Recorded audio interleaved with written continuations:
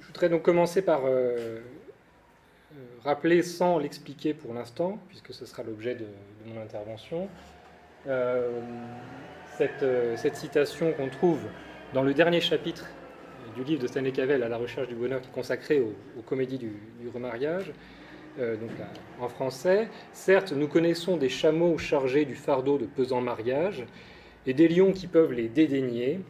Un non comique opposé au mariage, c'est le vaudeville. À mon sens, nos films proposent un oui comique. Mon projet, mon itinéraire, c'est d'expliquer donc cette citation qui apparaît dans un chapitre consacré au film Sept sacrées vérités, donc expliquer ou apporter des éléments de compréhension pour cette citation en parlant surtout de l'autre film, L'impossible Monsieur Bébé. Dans le dernier chapitre d'À la recherche du bonheur, Cavell propose en effet une lecture de ce film qui précède de 5 mois seulement la sortie de L'impossible Monsieur Bébé de War Dogs, donc c'est 1938 pour L'impossible Monsieur Bébé, et donc cet autre film c'est Sept sacrées vérités, 1937 de Léo McCarey. Cavell remarque d'abord que le film de McCarey a fourni des éléments qui ont été repris par Hawks, mais aussi dans d'autres comédies du remariage comme Indiscrétion ou La Dame du Vendredi, au point qu'il peut sembler légitime de les lire comme des tentatives cinématographiques de penser des problèmes apparentés. S'interrogeant ensuite sur les raisons pour lesquelles il n'a pas toujours autant ri à chaque fois qu'il a vu le film de McCarey, Cavell s'aperçoit qu'il pose, je le cite, une question très ancienne. Le comique réside-t-il fondamentalement dans les événements ou dans une attitude à l'égard des événements ? Problème qu'il lie immédiatement à celui de savoir si le bonheur réside fondamentalement dans les événements ou dans une attitude envers les événements. Retrouvant la leçon de sagesse antique qui recommande de distinguer les choses qui ne dépendent pas de nous, à savoir les événements liés au hasard ou à la nécessité des choses qui dépendent de nous, il comprend, je cite ici pour une longue citation, Montaigne et sa fascination horrifiée pour l'horreur que l'être humain a de lui-même, comme voulant dire « La vie est dure, mais ne la rendons pas plus pesante en choisissant tragiquement de l'appeler tragique, quand nous sommes libres de faire un autre choix. » Mon interprétation de l'alternative que Montaigne propose à l'horreur est la réalisation de ce qu'il appelle à la fin une sagesse gaie et sociale. À mon sens, cette gaieté est l'attitude dont dépend ce que j'appelle la comédie diurne, une attitude à l'égard de la vie humaine que Thoreau, surtout, et en partie Kierkegaard, m'apprennent à appeler prendre intérêt à la vie humaine.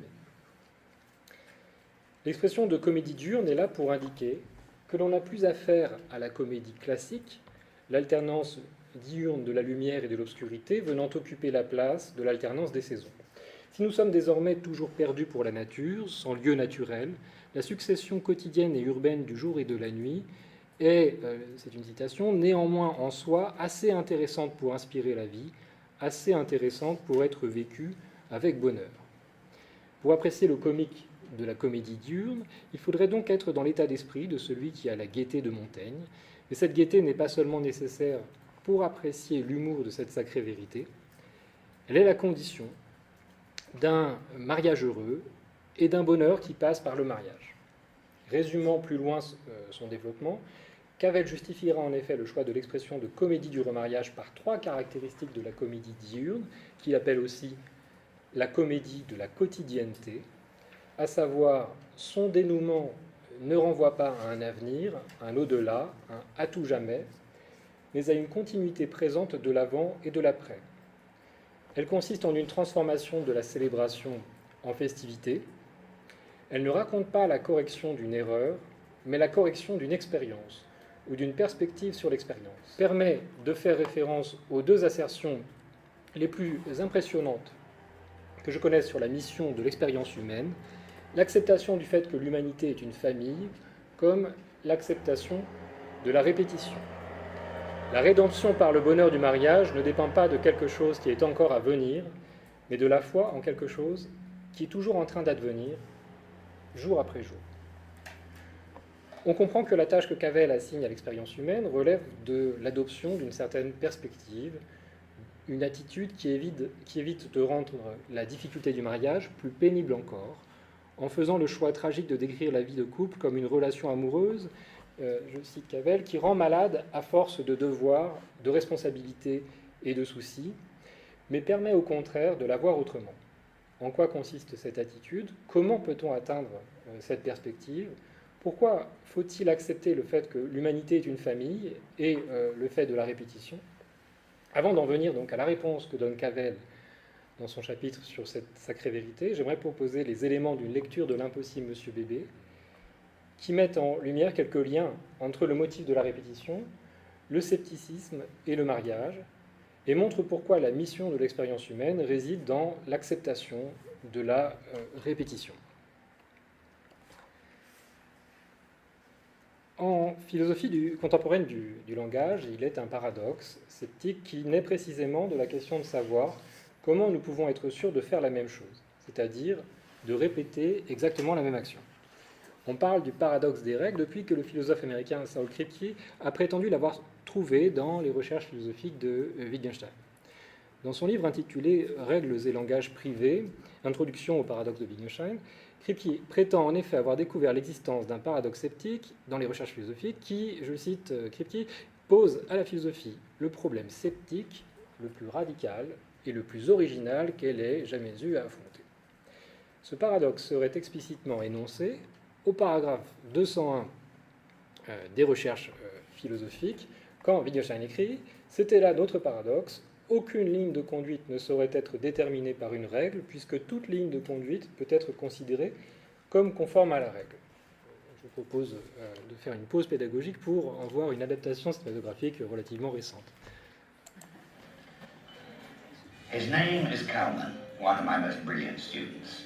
He was quick in his conclusions, clear in his exposition. He designed intelligence tests. I initiated him into the study of logical series. He was meticulous to the point of obsession. He marked the tests himself, one by one, and discovered something really curious. Some of the tests were perfect. The majority had a few mistakes, but there was a third group. The answers were absurd, incomprehensible, illogical, random, the sort of thing that a lunatic would write. Kalman interviewed the pupils of this third category. The answers that he had considered absurd were, in fact, another possible solution and perfectly valid to continue the series, only with an infinitely more complex justification. The intelligence of these pupils went beyond the conventional solution and was much more far-reaching. It was then that I had to break the bad news to him. Wittgenstein paradox concerning finite rules. Kalman found in practice what Wittgenstein discovered decades before. The series 248 could obviously be followed by 16, but also by 10, or 7004. It's always possible to find a rule of justification which allows a series to be continued by any number. It all depends on how complicated the rule is. Suddenly he realized that he couldn't even trust the 2 times table. His whole life was being sucked into a whirlpool of meaningless numbers. Normal thought seems to be guided by certain grooves etched into our brain, which impede our leaving that track and jumping it like the chosen few who are able to think without limitations. Kalman decided to take a strange path. Il y a différentes façons de présenter ce paradoxe. Je m'en tiendrai pour des raisons de commodité et de rapidité à la présentation qu'en donne Kripke. Il donne un exemple mathématique très simple, c'est l'addition 68 plus 57 font 125. Kripke demande comment je peux être sûr que mes emplois passés du terme plus doivent me conduire à 125 plutôt qu'à 5.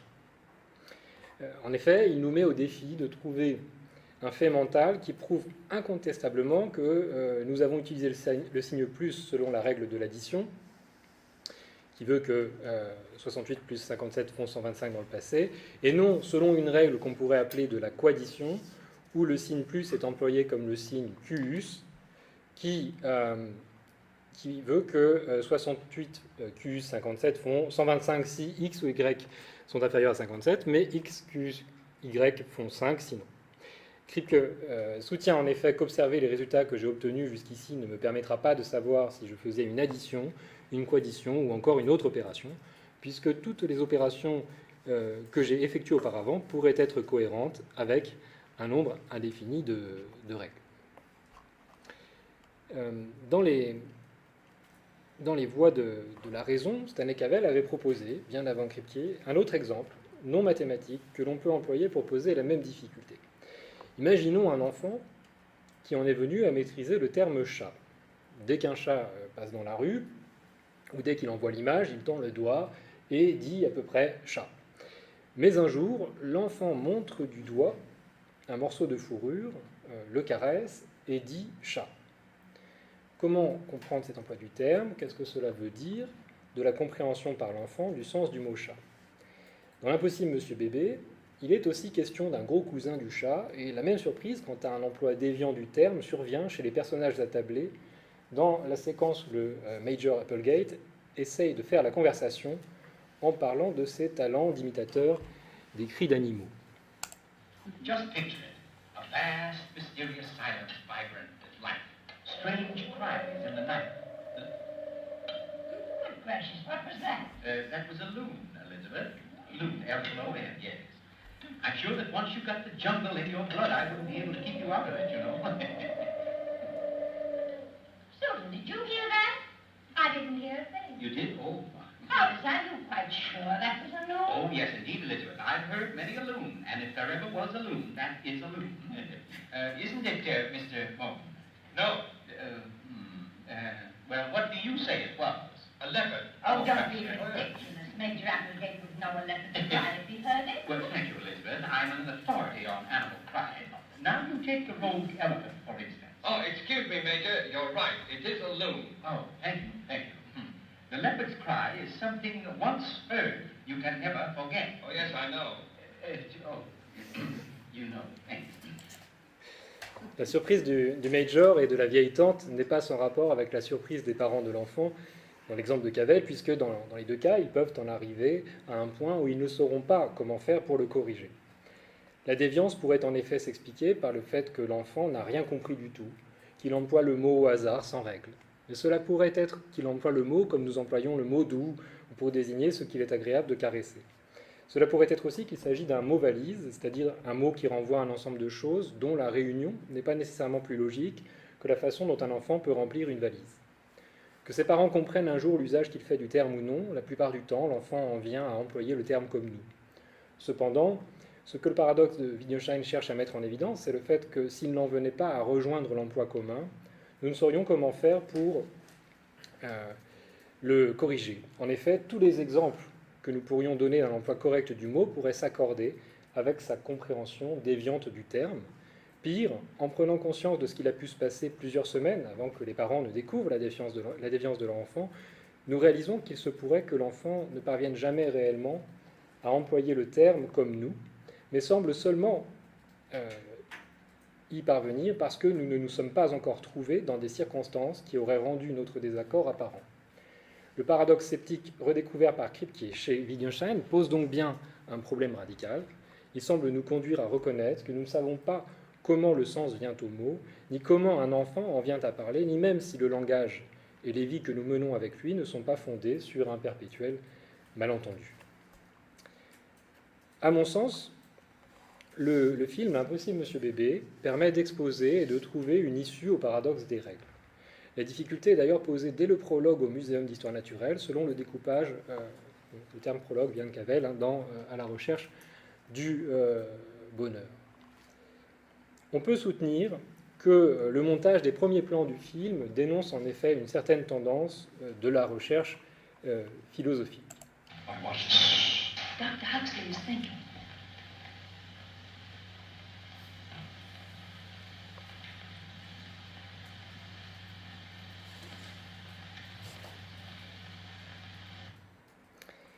Après un plan fixe que je ne vous ai pas montré d'un bâtiment que le deuxième plan nous permet d'identifier comme un muséum d'histoire naturelle, le troisième plan nous montre une grande salle où un homme en blouse blanche et une femme s'affairent au pied du squelette d'un grand dinosaure. L'homme, le professeur Latouche, salue la femme, Alice Swallow, et se dirige vers elle, qui lève immédiatement la main pour le faire taire. Le cut est suivi d'un plan moyen qui les montre l'un et l'autre dans la partie gauche, tandis que le signe de la main est redoublé d'un chute et d'une justification verbale, le docteur Huxley made it, qui s'appuie elle-même sur un nouveau geste de la main tenant un stylo pointé vers le haut. La caméra suit et imite ce mouvement en un panoramique oblique qui découvre en haut d'un échafaudage une sorte de parodie vivante du penseur de Rodin. Cary Grant, portant des lunettes, joue à donner les apparences extérieures, physiques, d'un homme qui pense. Ce mouvement d'ascension de la caméra, qui nous montre le penseur isolé et comme littéralement plus élevé que les individus ordinaires, occupés à des activités trop terre-à-terre, a en effet quelque chose à voir avec une conception fréquente en philosophie selon Wittgenstein, la tendance à sublimer, pourrait-on dire, la logique de notre langage. En effet, sublimer, c'est en un sens purifier ou raffiner un matériau impur et mixte, de façon à obtenir un élément pur et simple, comme on peut extraire d'un liquide fermenté par distillation de purs cristaux d'alcool issus de nuages de vapeur. La sublimation du philosophe consiste à passer de l'état solide matériel de nos activités langagières quotidiennes à l'état gazeux, immatériel de la logique de notre langage. Le philosophe transforme quelque chose de solide, notre emploi ordinaire des mots, en quelque chose de gazeux, les mystérieux processus spirituels.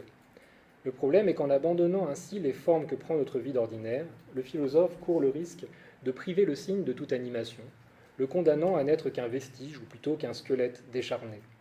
L'idée selon laquelle la logique du langage pourrait être exposée dans l'absolue pureté du cristal conduit donc à priver le langage de sa vie et encourage le scepticisme. Ce scepticisme trouve à s'exprimer dès les premiers échanges verbaux du film.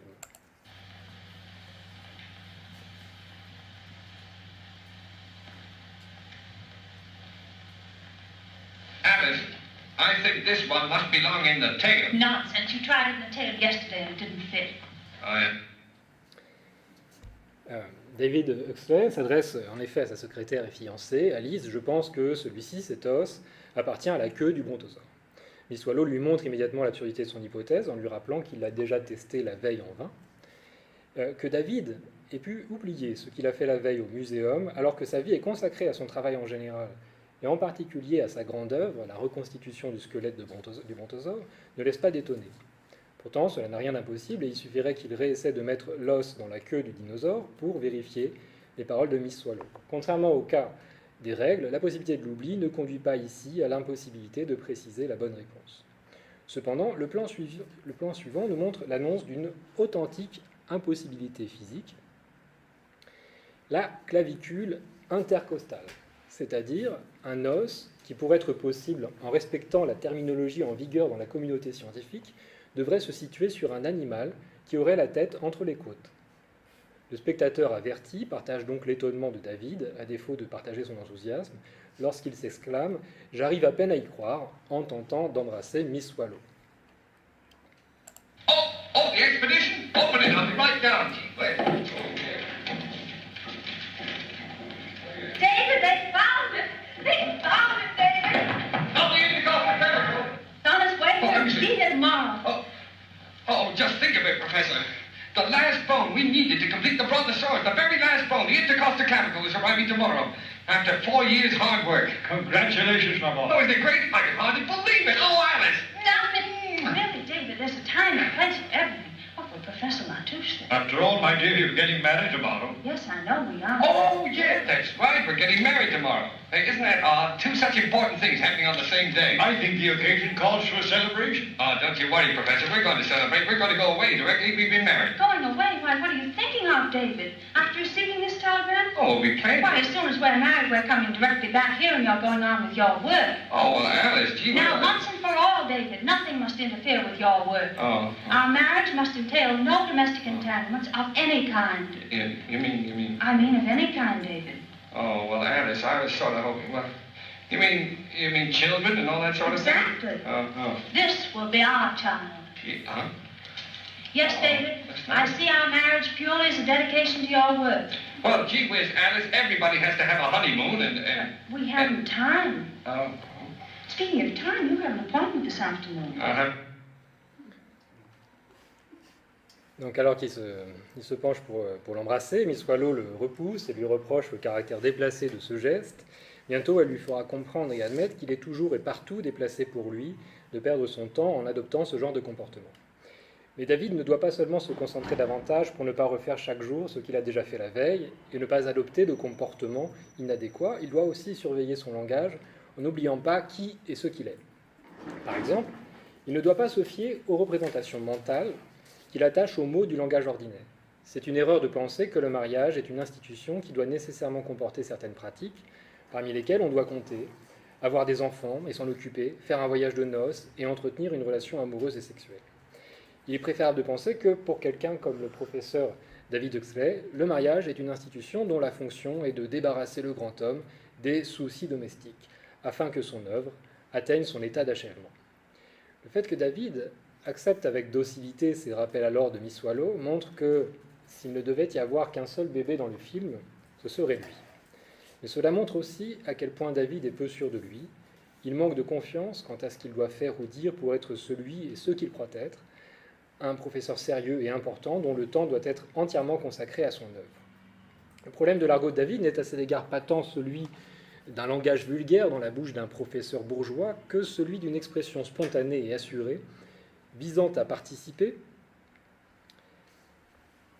c'est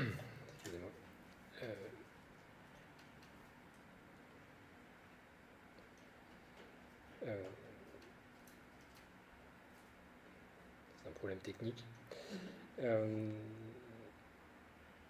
Le problème de l'argot de David n'est à cet égard pas tant celui d'un langage vulgaire dans la bouche d'un professeur bourgeois que celui d'une expression spontanée et assurée visant à participer activement à une conversation sociale animée. En effet, faire cela en disant cela, c'est prendre le risque de dire des absurdités, ce qui ne sied pas à un scientifique digne de ce nom dont la fonction est de trouver la place d'une clavicule intercostale pour finir son œuvre. À la maladresse corporelle de David, qui se cogne contre le brontosaure, contre la porte, à la fin, qui salue Alice en voulant saluer le professeur Latouche, s'ajoute donc sa maladresse verbale supposée. Il ne sait pas ce qu'il faut dire, ni quand il faut le dire. Confronté à la question de savoir comment suivre une règle de conduite ou une règle lexicale, il ne peut pas se fier à ses représentations mentales intérieures spontanées. Le terme mariage ne dénote pas nécessairement une relation amoureuse, et il a dû oublier qu'il avait pris le terme en un autre sens dans le passé, quand il a fait sa demande à Alice. Cela ressemble au paradoxe sceptique de Kripke. Pour donner tort à Miss Swallow, il faudrait en effet, semble-t-il, réussir à relever le défi de trouver un fait relatif à l'état mental passé de David qui prouverait qu'il visait une relation amoureuse par le terme mariage et qui montrerait qu'il a raison de penser que le mariage doit entraîner des soucis domestiques. Sinon, se marier avec Miss Swallow pour David, c'est accepter de renoncer à son pouvoir de savoir ce que nous disons quand, en s'en remettant entièrement sur ce point, mais évidemment aussi sur tous les autres, à ce que Miss Swallow cherche à lui faire avaler. David est donc, au début du film, la figure du scientifique dont la soif de certitude l'a rendu sceptique en matière pratique, au point de renoncer à ses responsabilités pour suivre la loi fixée par une autre.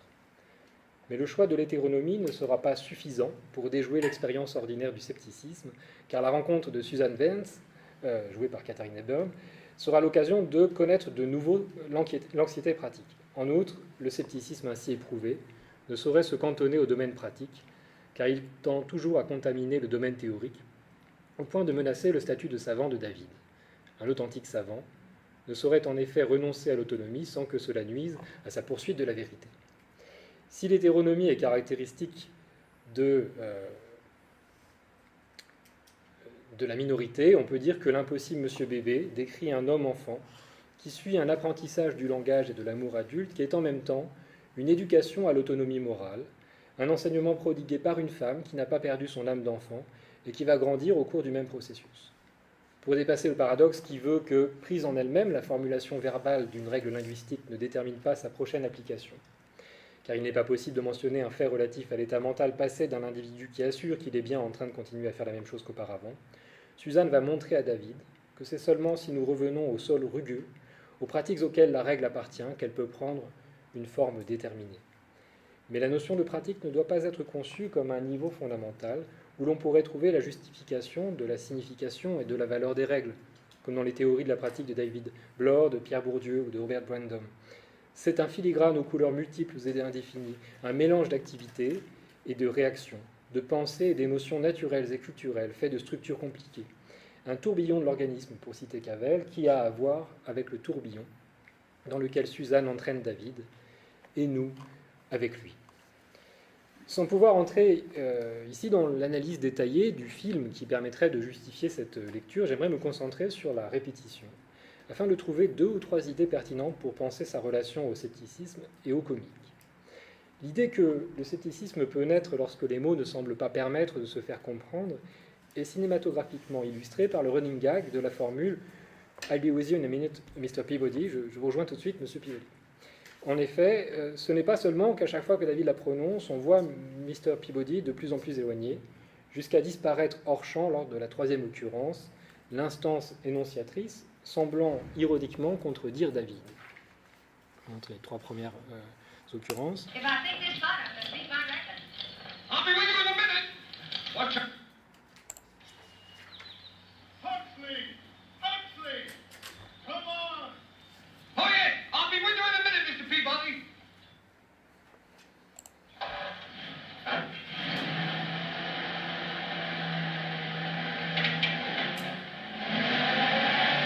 Hey, mister, I think that's your car.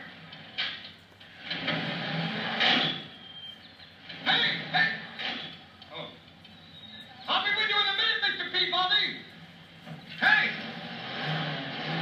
Voilà, on n'a pas vu, il n'y a pas eu de plan sur Monsieur Peabody. On va encore avoir deux autres occurrences. Will you get out of my car? Will you get off my running board? This is my running board. All right, honey. Take Oh, it. oh, oh, oh, oh. Open.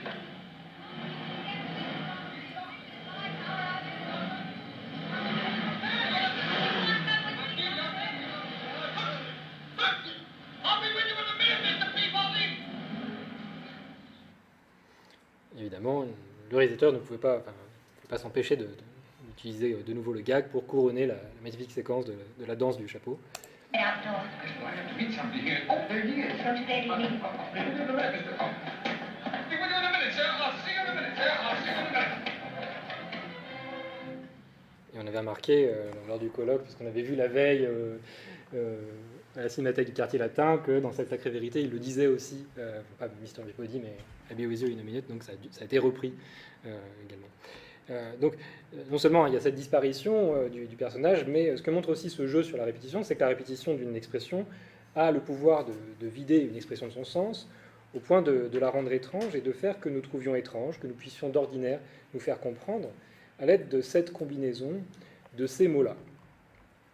Cette répétition d'un échec à dialoguer, c'est-à-dire à se faire comprendre par les autres, à l'aide des mots, est redoublée par la répétition d'un échec à agir de façon coordonnée, ou plutôt dialogique avec les autres, c'est-à-dire on peut considérer que la première n'est peut-être qu'un cas particulier de la seconde, comme le lapsus n'est en un sens qu'un cas particulier du phénomène plus général de l'acte manqué.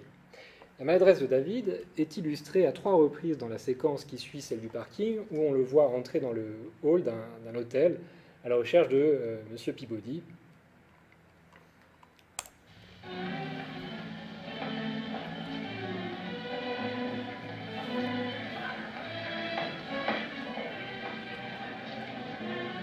Oh, good evening, sir. Excuse me, I'm looking for Mr. Peabody. Alexander Peabody, I believe he's dining here. Mr. Peabody has not arrived yet. Well, I'll just wait. Yes, sir.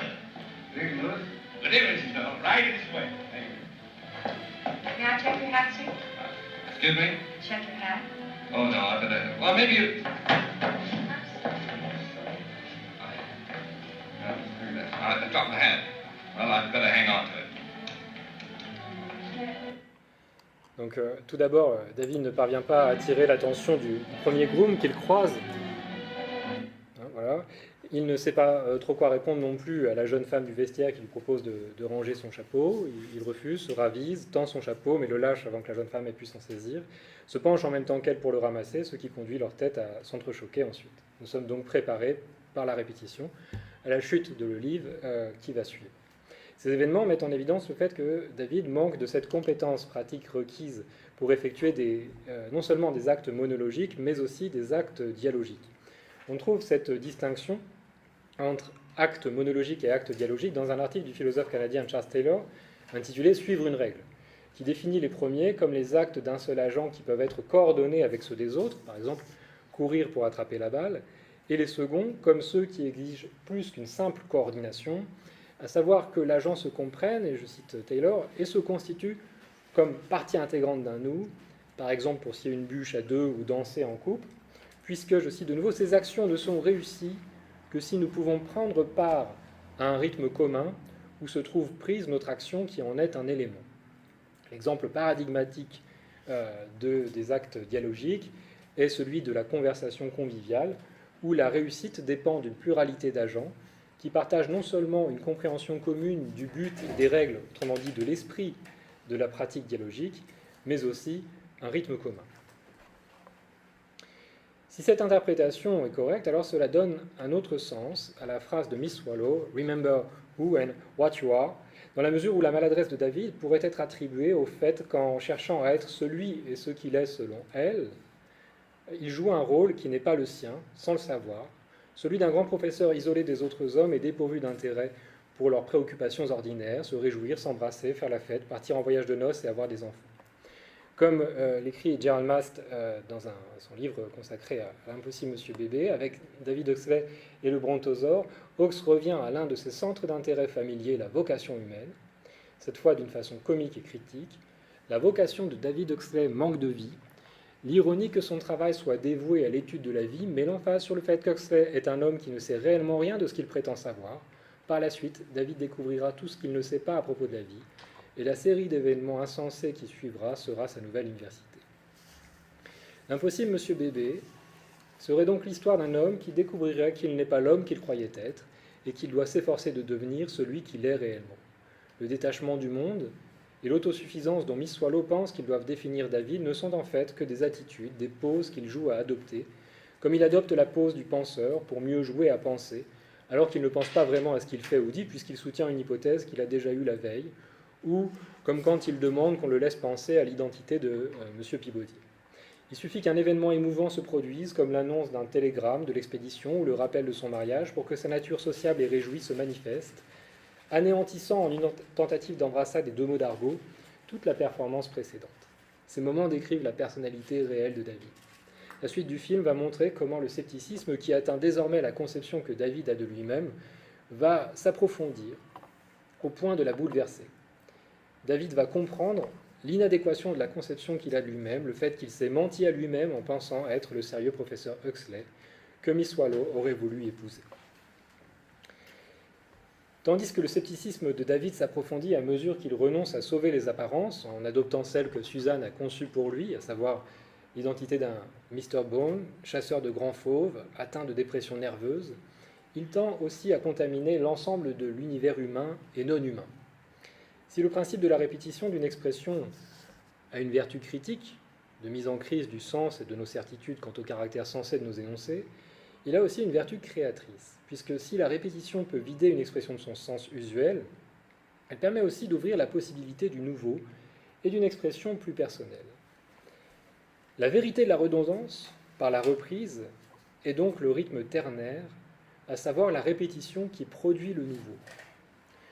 Comme l'a bien mis en évidence Jean-Michel Durafour, à qui j'emprunte cette définition, la figure de la reprise est si centrale dans l'œuvre de Hawkes qu'elle pourrait en définir le principe stylistique directeur.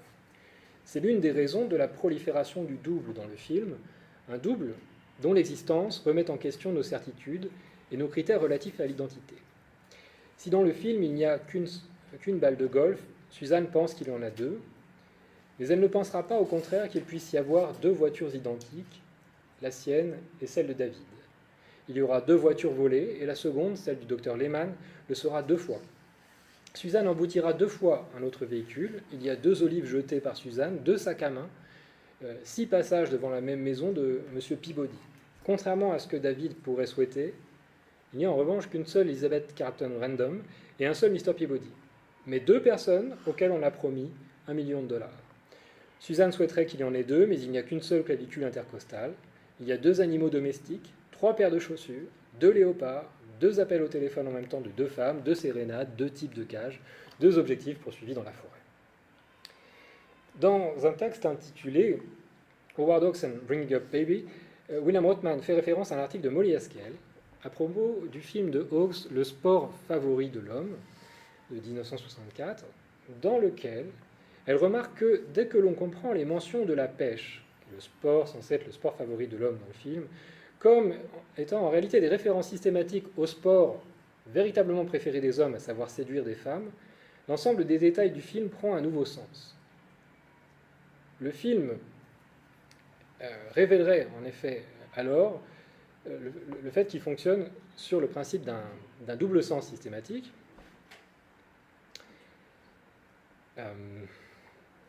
qui est assez évident avec un très grand nombre d'exemples qui sont donnés par William Rothman.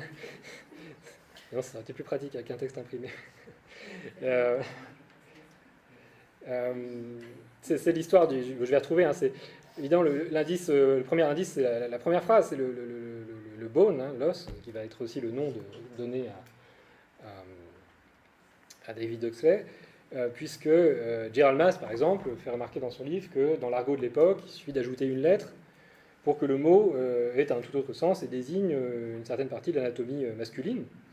On ajoute également que donc, cette première phrase, c'est « Je pense que cet os, ce bone, va dans la tail, la queue, et tail, dans l'argot américain, ça désigne aussi, enfin, c'est le synonyme d'un mot très vulgaire et très courant qui désigne les parties postérieures de l'anatomie humaine. Donc on comprend qu'en fait, ce à quoi il pensait, et qui a expliqué son oubli incompréhensible, c'était à autre chose qu'à la science, et peut-être quelque chose qui a davantage à voir avec la vie et des conceptions ordinaires du mariage. Donc voilà, je suis complètement perdu dans mon texte. Il y a de multiples répétitions de cet usage du double sens et du double langage dans le film. Cette répétition étant bien repérée par Cavell dans son texte dans La recherche du bonheur, le texte qu'il consacre à l'impossible Monsieur V.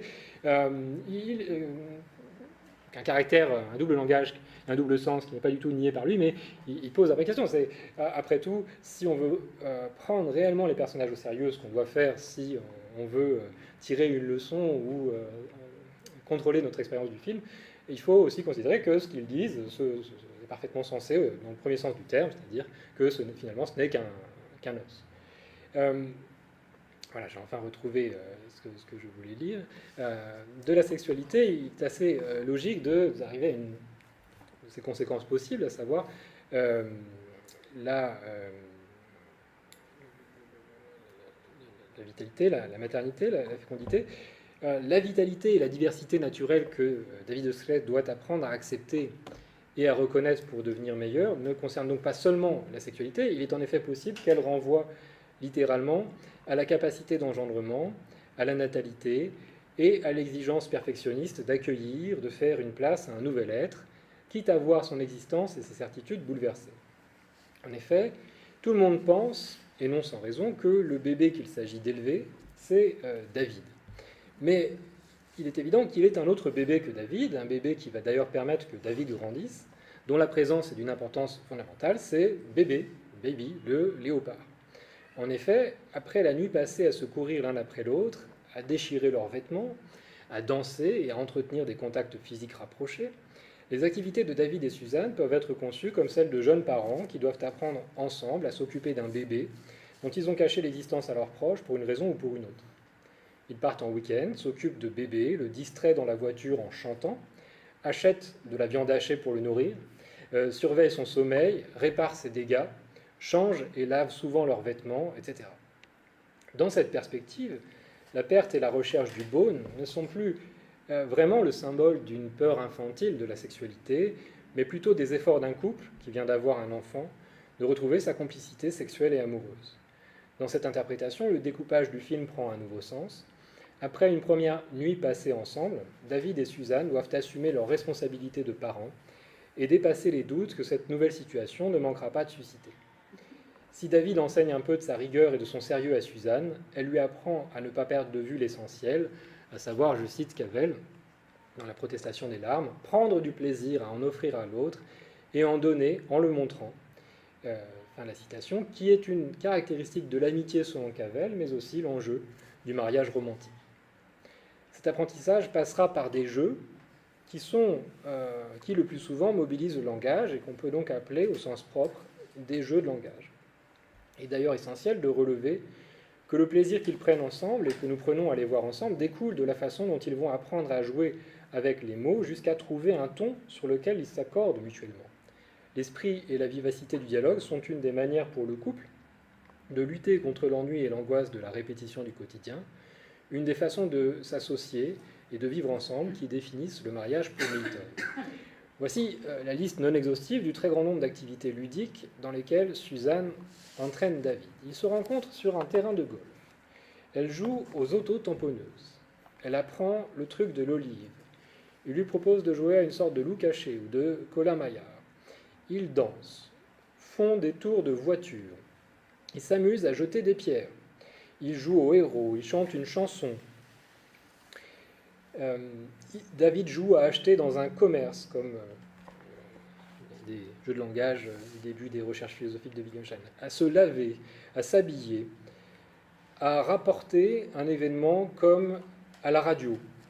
Il joue avec le chien, il joue à la chasse au trésor, il joue un personnage, marche sur les pieds, joue au fou, elle effeuille la marguerite, il joue à se courir après, elle joue à répéter tout ce que dit l'autre.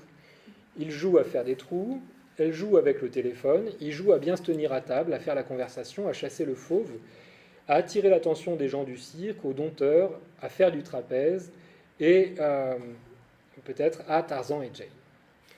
Au-delà de la proximité évidente de cette liste avec les listes de jeux de langage que Wittgenstein dresse dans les recherches philosophiques, proximité qui fait penser que les mêmes leçons sur la richesse et la diversité des choses que l'on peut faire avec les mots peuvent être tirées ici, à condition de ne pas commencer par définir le langage d'une façon trop étroite, en sublimant la logique. On y voit aussi une leçon relative à la nature et à la définition du mariage. Il y a une grande richesse, une grande diversité de choses que l'on peut faire ensemble quand on est marié, à condition de ne pas concevoir le mariage comme visant à éviter tout souci domestique. Le sens du dernier jeu, celui du trapèze, et sa nouvelle référence au cirque pourrait être que le mariage est comme un jeu d'équilibriste où il faut savoir concilier des exigences souvent contradictoires, des aspirations individuelles et collectives, mais où l'essentiel demeure d'y trouver du plaisir et de s'efforcer de devenir ce moi meilleur que l'on n'est pas encore. Ce pourrait être aussi que pour pouvoir conserver la perspective du participant sur nos pratiques linguistiques, morales et amoureuses ordinaires, celle qui permet de voir leur sens et leur importance, il faut savoir rejeter l'échelle au moyen de laquelle nous l'avons atteinte, comme Wittgenstein écrivait de façon fameuse dans son Tractatus Logico-Philosophicus, que celui qui avait compris le sens de ces propositions comprenait aussi qu'elles ne contenaient que du non-sens. Nous remarquions en introduction que dans le chapitre consacré à cette sacrée vérité, Cavell assigne pour tâche à l'expérience humaine d'adopter une certaine perspective, une attitude, qui évite de rendre la difficulté du mariage plus pénible encore, en faisant le choix tragique de décrire cette vie comme une vie qui rend malade à force de devoirs, de responsabilités et de soucis. Nous demandions alors en quoi cette attitude pouvait bien consister et pourquoi il fallait accepter le fait que l'humanité est une famille et accepter le fait de la répétition. On trouve le début d'une réponse à ces questions dans une longue parenthèse où Cavell se défend de parler ici de psychologie ou de sentiment lorsqu'il parle d'attitude ou de perspective. En effet, il y aura une différence d'attitude entre deux personnes ou chez une même personne, dans le sens où Cavell entend le terme, selon que la même proposition sera tenue pour une vérité a posteriori ou une vérité a priori. On trouve quelques exemples d'attitudes qui contribuent, pour citer Cavell, également à la constitution de la connaissance, à la constitution du monde, dans l'impossible Monsieur Bébé, avec notamment le personnage du shérif qui tient les propositions Mrs. Random n'a pas de nièce et il n'y a pas de léopard dans le Connecticut pour irréfutable et qui s'en sert de prémisse pour tous ses raisonnements théoriques comme pratiques. Cavell donne l'exemple dans le chapitre sur cette sacrée vérité. Il donne l'exemple du personnage joué par Belmondo dans À bout de souffle, quand il affirme « il n'y a pas d'amour malheureux ». Pour lui, cette idée ne résulte pas de la recherche d'informations, d'expériences vécues ou observées, mais joue le rôle d'une définition. L'image que le personnage se fait du monde est fondée sur cette prémisse, qui est ainsi immunisée contre les démentis de l'expérience, comme pouvaient l'être les raisonnements délirants du psychiatre ou du shérif dans l'impossible Monsieur Bébé. Le problème de Jerry Warriner dans Cette sacrée vérité a quelque chose à voir, et j'en reparlerai demain, avec le problème rencontré par Joel Barish dans Eternal Sunshine of the Spotless Mind. Dans les deux cas, il leur faut se défaire d'une attitude qui leur fait croire que leur besoin réel est celui de rencontrer une femme qui puisse leur apporter la chaleur d'un rayon de soleil éternel, qu'on conçoive ainsi la joie de vivre qui manque à Joel Barish, ou la sexualité épanouie que ne semble pas ou plus connaître Jerry dans Cette sacrée vérité. Dans les termes de Wittgenstein souvent cités par Cavell, il leur faut faire tourner leur perspective autour de l'axe de leurs besoins réels pour comprendre que leur bonheur dépend plutôt d'un changement de leur propre attitude ou perspective sur les événements, une leçon finalement apprise par David Huxley. Ce constat permet à Cavell de nous offrir l'un de ces paragraphes particulièrement éclairants, dont il a le secret, où il imagine ce que Lucy veut dire à Jerry par la chanson et la danse qu'elle interprète, lorsqu'elle se fait passer devant toute la famille de Barbara Vance, la promise de Jerry, pour sa sœur dépravée. C'est vrai que nous avons ce problème que nous nous connaissons depuis toujours, depuis le début, que nous avons été l'un pour l'autre le premier à montrer à l'autre ce que pouvait être l'égalité et la réciprocité. Si cela veut dire que nous sommes le frère et la sœur, cela ne saurait être mal, au moins dans cette mesure. Ce dont nous avons besoin, à présent, ce n'est pas de nous éloigner l'un de l'autre, mais de reconnaître que, sans nier l'intimité naturelle qui nous lie, nous sommes aussi des étrangers, que nous sommes séparés, différents. Je vais te montrer qu'être ta sœur dans ce sens-là, ce sera être pour toi plus étrangère que tu ne m'as jamais vu l'être. J'ai changé sous tes yeux, je suis pour ainsi dire différente de moi-même, et donc je ne suis pas différente. Pour voir ça, il te faudra subir symétriquement une métamorphose et utiliser ton imagination. Ce qui manquait à Jerry, avant que Lucy ne lui permette de le comprendre, ce n'était pas une connaissance, mais une perspective, une attitude correcte sur leur relation et sur ses besoins réels. Au cours de son numéro, Lucy va lui donner une nouvelle image d'elle-même, une image qui correspond, qui plus est, à son imaginaire à lui. Quoi qu'il s'agisse d'une image qu'il ne savait pas avoir ou dont il ne savait pas qu'elle fût possible sous cette forme. Dans la deuxième séquence du film, lorsqu'il prépare ses phrases sur la foi, Jerry annonce « Le problème de beaucoup de mariages, c'est que les gens imaginent tout le temps des choses. » Il s'avère que ce qui ne va pas, ce n'est pas l'imagination en tant que telle, mais la manière dont la plupart des gens se servent de leur imagination, en la faisant tomber mécaniquement dans les ornières du soupçon. Dans le meilleur des cas, cela provoque du vaudeville, qui est la négation de la foi. Pour éclairer ce point, on peut mobiliser l'analogie proposée par Emerson pour penser ces conditions transcendantales de la connaissance et du monde que sont les humeurs, les attitudes selon Cavell, au sens où il peut écrire que le monde du tempérament ouvert à la surprise est différent de celui du tempérament qui lui est fermé, à savoir celle des seigneurs de la vie, the Lords of Life, chez Emerson. Le seigneur qui régnait sur la vie de Jerry ne permettait pas que, dans son monde, il y ait une place pour sa femme Lucy et pour sa sexualité. Quant à désigner ce seigneur et donner un nom à celui que Lucy l'a incité à lui trouver pour le détrôner, Cavell nous fait une triple proposition lorsqu'il rappelle l'allégorie nietzschéenne du texte d'Ainsi parlait Zarathustra, intitulé « Les trois métamorphoses ». Je vous énonce trois métamorphoses de l'esprit. Comment l'esprit se mue en chameau, le chameau en lion et le lion enfin en enfant. Il y a beaucoup de pesants fardeaux pour l'esprit robuste aimant à porter de lourdes charges et que le respect habite. C'est à un pesant fardeau qu'aspire sa force, au fardeau le plus lourd. Créer sa liberté et opposer même au devoir le nom sacré, à cette fin, mes frères, il est besoin du lion. Pourquoi faut-il donc que le lion féroce devienne un enfant ? L'enfant est innocence et oubli, un recommencement, un jeu, une roue roulant d'elle-même, un premier mouvement, un oui sacré.